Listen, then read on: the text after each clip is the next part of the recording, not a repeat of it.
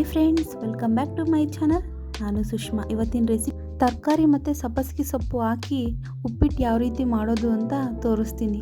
ಏನು ಗೊತ್ತಾ, ಎಲ್ಲರೂ ಉಪ್ಪಿಟ್ಟು ಮಾಡ್ತಾರೆ, ನಾನು ಯಾವ ರೀತಿ ಮಾಡ್ತೀನಿ ಅಂತ ತೋರಿಸ್ತೀನಿ. ಮತ್ತು ಎರಡು ಸೀಕ್ರೆಟ್ ಇಂಗ್ರೀಡಿಯೆಂಟ್ಸ್ ಹಾಕ್ತೀನಿ, ಅದು ಏನು ಅಂತ ಮುಂದೆ ತೋರಿಸ್ತೀನಿ. ಬನ್ನಿ ನೋಡ್ಕೊಂಬರೋಣ.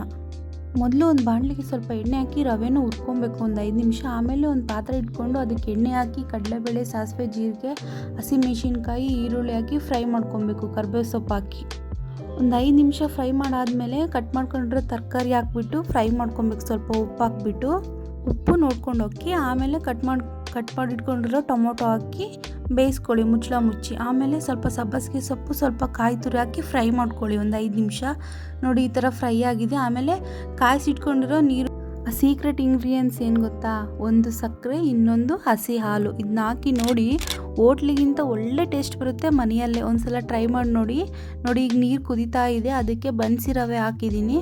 ಹಾಕ್ಕೊಂಡು ಒಂದು 5 ನಿಮಿಷ ಕಾಲ ಈ ಥರ ಮಿಕ್ಸ್ ಮಾಡ್ಕೊಬೇಕು. ಮಿಕ್ಸ್ ಮಾಡಿಕೊಂಡು ಒಂದು ಲಿಡ್ ಕ್ಲೋಸ್ ಮಾಡಿ ಒಂದು 5 ನಿಮಿಷ ಬೇಯಿಸಿದರೆ ರೆಡಿಯಾಗುತ್ತೆ ನೋಡಿ ಉಪ್ಪಿಟ್ಟು. ನೋಡಿ, ಈಗ ಪ್ಲೇಟ್ ತೆಗೆದು ತೋರಿಸ್ತೀನಿ ಯಾವ ರೀತಿ ಆಗಿದೆ. ಆಮೇಲೆ ಗಾರ್ನಿಷಿಗೆ ಸ್ವಲ್ಪ ಕೊತ್ತಂಬರಿ ಸೊಪ್ಪು ಹಾಕ್ಕೊಂಡ್ರೆ ಒಳ್ಳೆ ಟೇಸ್ಟಿಯಾಗಿರೋ ಉಪ್ಪಿಟ್ಟು ರೆಡಿಯಾಗುತ್ತೆ. ಒಂದ್ಸಲ ಟ್ರೈ ಮಾಡಿ. ಹಾಗೆ ಫ್ರೆಂಡ್ಸ್, ನಿಮಗೆ ಏನಾದರೂ ಈ ಉಪ್ಪಿಟ್ಟು ರೆಸಿಪಿ ಇಷ್ಟ ಆಯಿತು ಅಂದರೆ ನಮ್ಮ ಚಾನಲ್ನ ಸಬ್ಸ್ಕ್ರೈಬ್ ಮಾಡಿ, ಲೈಕ್ ಮಾಡಿ, ಶೇರ್ ಮಾಡಿ, ಕಮೆಂಟ್ ಮಾಡಿ. ನಿಮ್ಮ ಅನಿಸಿಕೆನ ಕಮೆಂಟ್ ಮೂಲಕ ತಿಳಿಸಿ. ಇದೇ ರೀತಿ ಹೊಸ ರೆಸಿಪಿಗಳು ಇನ್ನು ಮುಂದೆ ಬರ್ತಾನೆ ಇರುತ್ತೆ. Thank you for watching.